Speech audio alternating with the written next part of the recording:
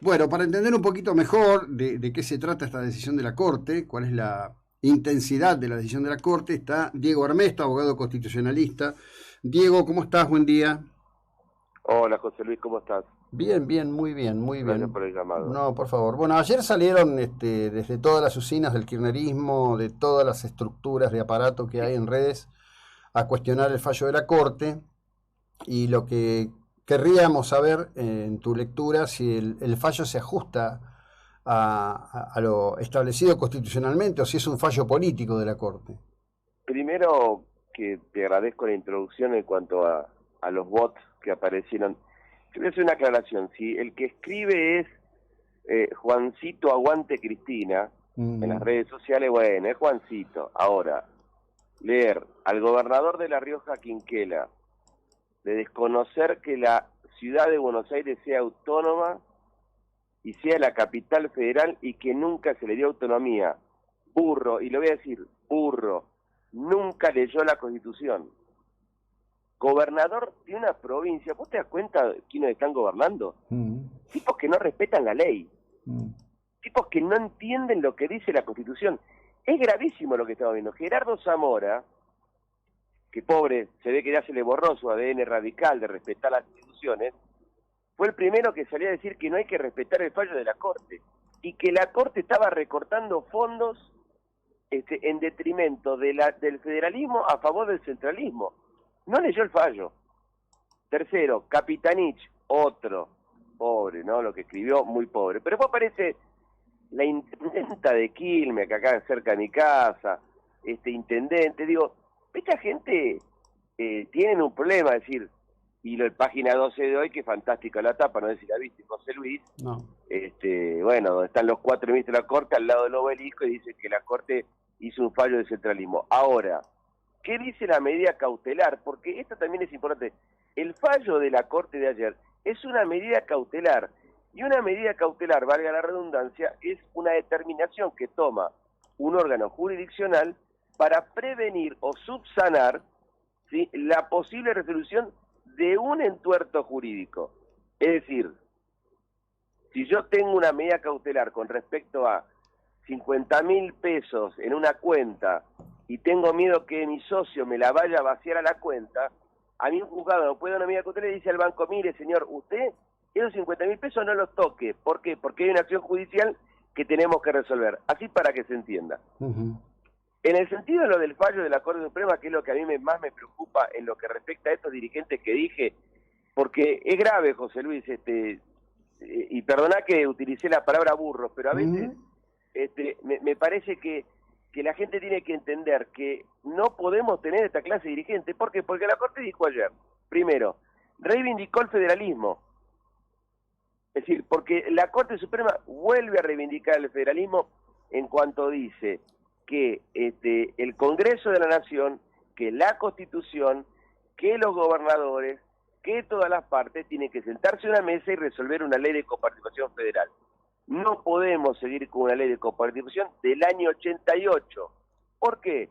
Porque en el año 88 no existía la Ciudad Autónoma de Buenos Aires, Ujú. que empieza a existir a partir del año 94. Entonces, ¿qué es lo que dice la Corte? Todo se maneja por ley convenio. Ahora, ¿cómo se hace una ley convenio? Sentándose a la mesa, Claro. no imponiendo por un decreto. Es decir, esto es lo que la Corte termina diciendo en definitiva. Es decir, porque la Corte también dice, el decreto del presidente Macri está dentro de los parámetros de un decreto. Ahora, el decreto del presidente Fernández está dentro de los parámetros, pero bueno, podés deliberadamente sacar los fondos, porque necesitas el respaldo de una ley convenio. Ujú. Por eso la inconstitucionalidad de la ley convenio, que es posterior al decreto de Fernández. Es decir, que fue una imposición de mayorías propias en el Congreso Federal. Entonces, lo que sucede específicamente con este fallo, en primera cuestión, es se reivindica el federalismo. En segunda cuestión, que esto es para el gobernador de La Rioja, Quinquela, que vaya de paso, hago chivo, mientras todos estábamos mirando el Mundial, se reformó la Constitución y se puso la reelección indefinida. Sí, sí.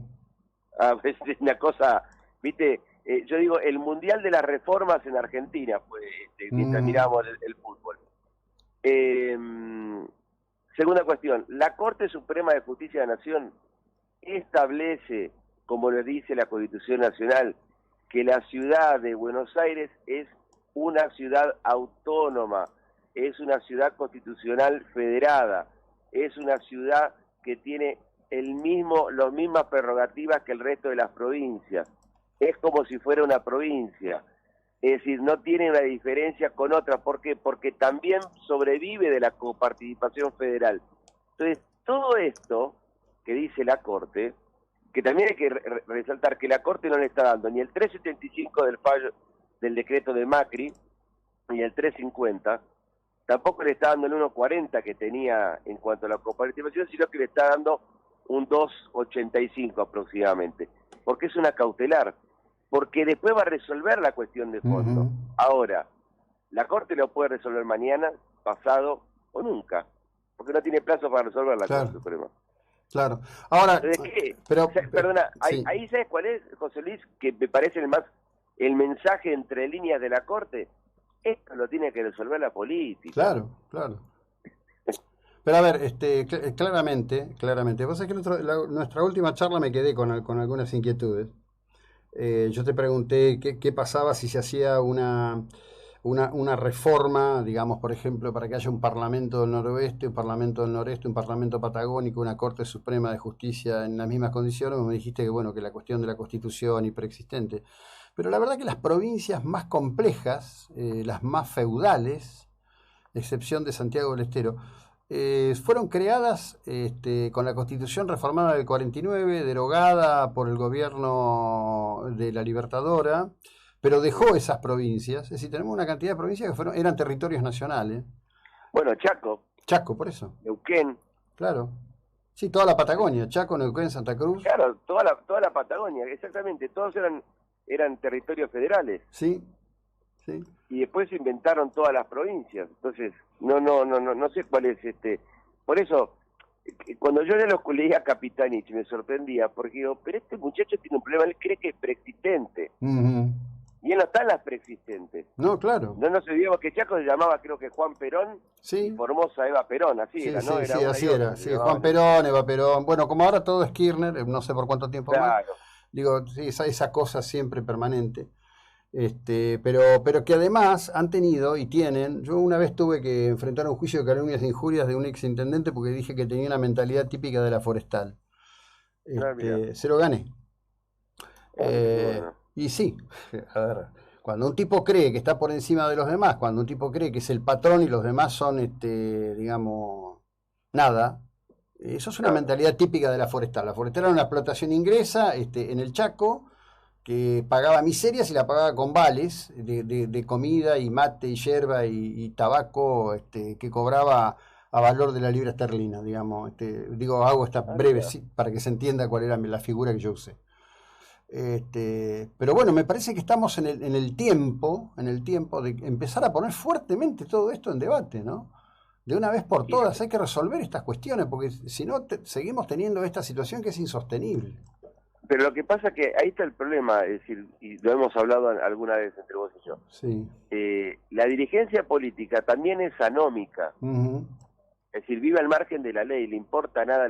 Fíjate que ayer los gobernadores, esto yo te escuchaba que hablabas de Kicillof, pero los gobernadores y el gobernador nuestro en la provincia de Buenos Aires, y Capitani pidió no acatar el fallo. No me sorprende. ¿Por qué? Porque es muy del manual de práctica kirchnerista 2 y 3. Esa es una materia que cruzaste en la facultad Néstor Kirchner. Vos fíjate algo que es muy gracioso. Cuando la Corte Suprema saca el fallo juez, el Senado de la Nación, que no acata el fallo, porque termina después nombrando nuevamente a Doñate, en esa sesión, 37 senadores votan un proyecto que repudian el fallo de la Corte. Fíjate el grado de locura que en el día de ayer, 2 diputados nacionales, Tailade y no me acuerdo el apellido de la otra diputada, creo que es Velazay, juran ante la Corte Suprema para integrar el Consejo de la Magistratura. Con reservas. Con reservas, y presentan un escrito donde denuncian el abalazamiento de las facultades del Congreso por parte de la Corte Suprema. Entonces digo, a ver, ¿para qué jurás? Esto es ya muy futbolístico. Si te la bancás, bancátela. Andá y no jures. Si vos vas y jurás, estás convalidando. Con reserva, pero viste, por la duda. Entonces, esto es lo que yo digo. Si son guapos, hasta que llega un puntito que, bueno, tampoco somos tan guapos. Entonces, lo que hacen los gobernadores, lo que hace el oficialismo actual, lo que hacen desde hace mucho tiempo es no respetar la ley. Y cuando no respetan la ley, las consecuencias son para abajo. Sí. Es decir, la gente no termina entendiendo, es decir, te termina diciendo, bueno, si el diputado del Senado, si los gobernadores no respetan una medida cautelar de la Corte, ¿cómo yo voy a respetar una orden del policía en la esquina? No importa nada, no la respeto. Es así. Sí, sí. Esa es la esencia del Estado anómico, los ejemplos son de arriba hacia abajo. Pero además, fíjate, yo vinculo esto, ahí veo tu post con la tapa de Pablo 12. Dicen también, solicitamos que el presidente decrete el indulto a Milagro Sala. El presidente no puede, porque es una condena del fuero provincial jujeño, no tiene nada que ver. Bueno, ayer fue la única vez que escuché al presidente decir algo coherente en los 3 años que está de presidente en cuanto a lo jurídico, que dijo, no puede indultarla. Solamente el gobernador de la provincia lo puede hacer o conmutar las penas. Es decir, y fue acertado lo que dijo el presidente. Lo que dijo el presidente él tiene toda la razón. Él no puede indultar y no puede conmutar penas, salvo delito de jurisdicción federal. El resto es una cuestión de las provincias.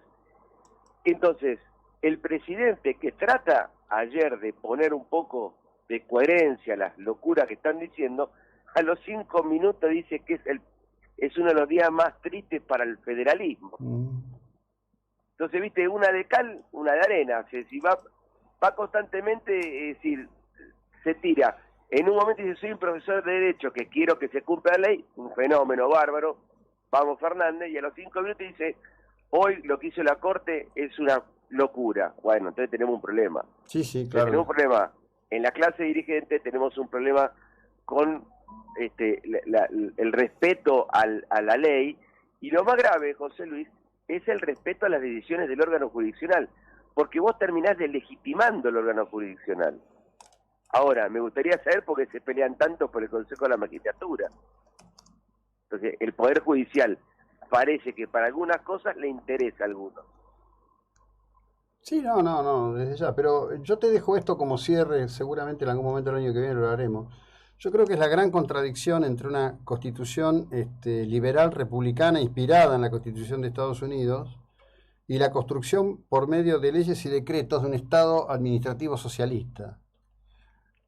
Y bueno, eso colisiona. Y sí. Colisiona porque la Constitución nuestra, que bien como vos decís, es una Constitución liberal de 1853, donde se mete alguna cosa de la democracia social en el 94, pero una democracia social, como digo yo a veces, a la europea, que es una democracia también liberal, me parece a mí que colisiona con estas ideas de querer imponer ideas, formas y manejo que tampoco es tanto el socialismo, José Luis. Yo creo que es populismo.